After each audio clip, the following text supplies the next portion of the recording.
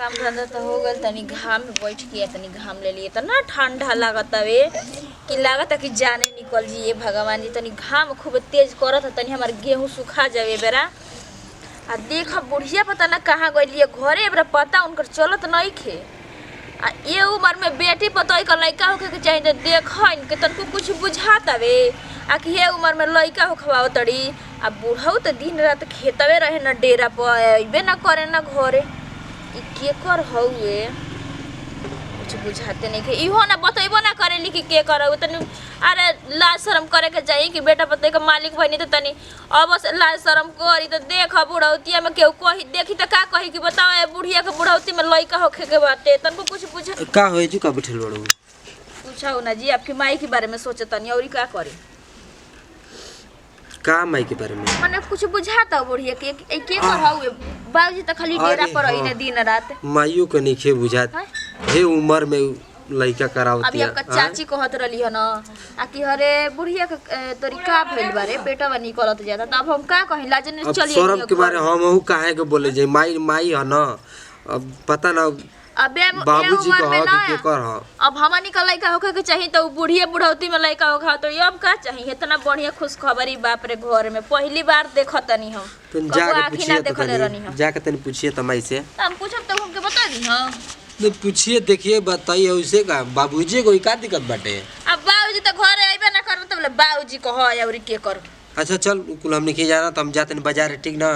काले ले बेबरा उहे कहत रहलिए कि तनी कुछ चटकारे बना के खियाऊ मन करत तबे त लिया के खिया दी न दिलार चुए लगी आपकी भाई का मछली ले ले आवतन ठीक है ठीक बा जा। अभी हो का कही लाजने डरे कि माई ये कितना ये तो महतारी नहीं है तब बेटा उल्टा सीधा ना न बोली हां लेकिन लइकवा के लाज बा लेकिन महतारिया के लाज नहीं खे तनको। चलो तैयारी करी मसाला से पीस आर तनी घामा कोई नहीं कि खटिया बिछा दो सता। अरे बाप रे बाप आई हो माई अरे कम है दिक्कत में हो का करते रे नीचे मुड़ी गाड़ी के है है। अरे जो तर माई बोलाओ खाना खाए के जो एक नहीं को देखा तारू। अरे माई दे बाप रे कम गजन बरे दादा हमारा के का जरूरत रहे उम्र में लड़का हो खाइला के ऐसा प्यार में आग ना लगा दे। अब ये नहीं सब पतो ही से लाजे ले आज हम का कहीं कि दामादे के हो अब तब जान जे से तब बताओ कोनो हमके छोड़िया से हो एक बाकी हमारा के ना छोड़िया सब का करिया ज्यादा मरद एजा बटल बा केस सब कर ताटे सब तो जानते है कि मरते के ना हो एगो हम ही ना जानते कि मेरी दामदा का हो लेकिन वो दामदा के सोचे के चाहिए। ठीक है बजा तनी फोन करे अपने मन से तो फोन ना करिए बस प्यार करे के रहे तो फोन करत रहना ये करे पहले। अरे माई रे माई आइया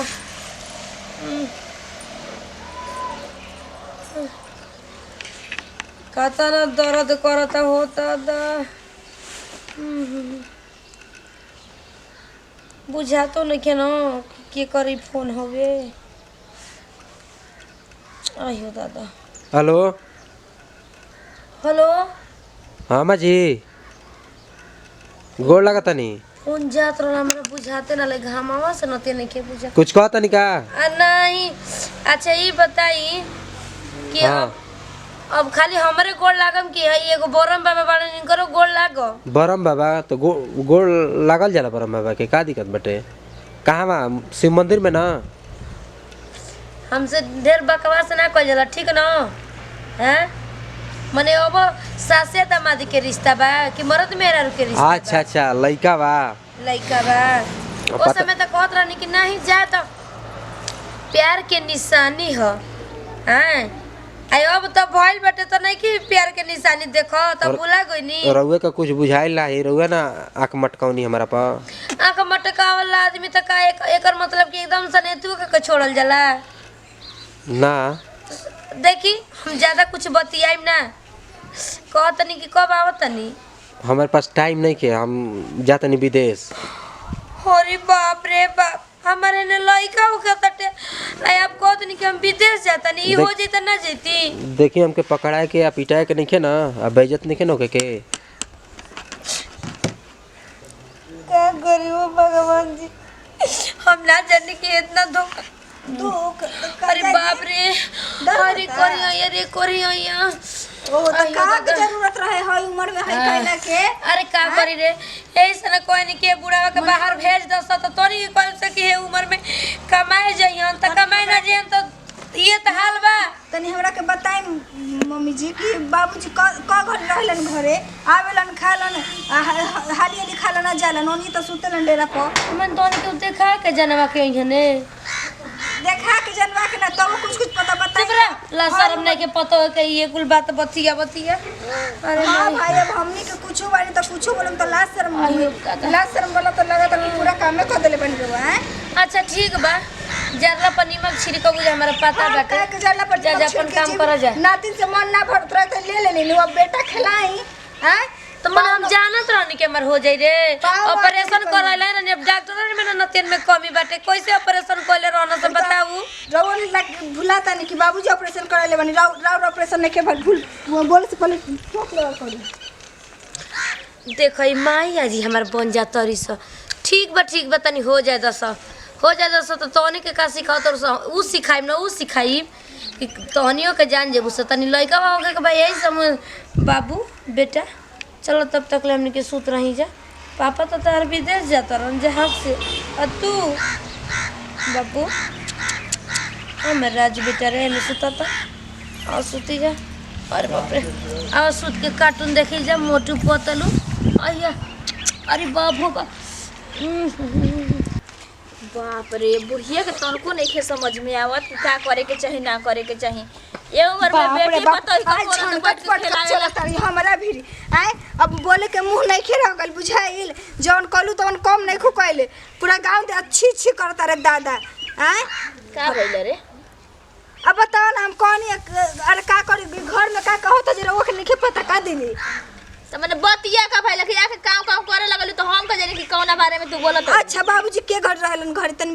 बताई हमरा के। हां अच्छा बुढ़िया के बारे में उ त हम जानते बानी दादा, तो हम का कही हम तो कहब तो कोनिया की डेर पतो ये बोलती है सोने के मुंह में ताला लगा के रहो आराम से। मुंह में ताला लगा के रहे हम ना रहे आ जना दिन हो जाए नु तोरा दिन हम देखाइए देम कि घर ये भगवान जी ये बुढ़िया के तनको कुछ नहीं के बुझात की उम्र में बेटी पतोही का लइका के नाती खिलावे के चाहिए उ अपने लइका खिलावत तड़ी। बताइम जी नातिन ना रहलिया कितना सुगर बुची बाड़ी उनकरा के खिलाई थी लेकिन इकर तो बुझाइबे ना कहले दादा तब कपार बथे लागल हट जेंगन मन रवा हटम तो हटम लेकिन हम त ना हटम आए बता ना दू गो रानी का कम रानी है का आए फिर से एगो बाप रे पहले से तो दुए गो जमीन के बंटवारा होई तब तीन गो बाप रे बाप लइका रही तो वही दादा होई आ लइकी अगर रही तो शादी बियाह खर्चा बाप रे बाप ई कुल तो हमरा से ना देखा जाए ई बूढ़ी के तो हम कोनो देख खाली हो जाए तो लइका तो इनका ना क्लास लगवानी नु तो हमरो नाम ना। अरे बाप रे काहे इतना दर्द बनो तुमको समझ में नहीं किया अब बुझाता कि बुझाता कि डर टूट जरी भाई। अरे कहीं कहाँ विपत्ति दोनों के दोनों बाड़ी सो ये न बाटे हो अपन जागर ना रहे तो केहू पूछे वाला नहीं कि मरद बता दिन रात मर्दू से हम का कही कौन मुकर से हमें बात बताई हमके तो कुछ समझ में नहीं किया लेकिन क्या करी झूठ सच होएगा ना बुढ़ावा के झप पिला के कम की तोरे ना हो। अरे बाप रे अरे ये तो भारी भरकम शरीर में अरे भाई कुल ठंडा लगा लिया अरे हमरा के कोई ले चलो सरे दादा चली धूप में दिन नियर आ गल बटे एने सोने चल तनी अरे एम्बुलेंस अरे दिन नियर नहीं के नियर तनी मनी ये तू नियर होता टे लागत कि हो ये बरा चल यार अभी का अय्या देवरा चले जाओ खावा चले चौकिया पर एम्बुलेंस बुलाओ सरे दादा। अरे बाप रे एम्बुलेंस पटना के लेके चल जाए आई कर लो चल आ ऊपर खाली भारी शरीर पे तेल लगी एक तरी बैठी तो अय्या ना का दिक्कत ये तो नहीं कि बर्तन मासन करे के बटे कपड़ा लगा अय्या अरे बाप रे अय्या आई आई कहले अरे बाप रे भाई दादा अरे दादा हो दादा लगता राम लइका भइल बटे आई हो दादा अरे कुलानी में गाना चादर करत ले लेके आवा बोले छऊ ओढ़ाया दौड़ के ले आवा। अरे हमरा के पता ये पैसा के मुंह मत देख रे दादा अरे स्वेटर ले आवा छऊ जाने बताओ ने खाली अय्या अय्या अरे रुकिए मम का खाती इतना दर्द फिर सहे के बाप रे बाप बस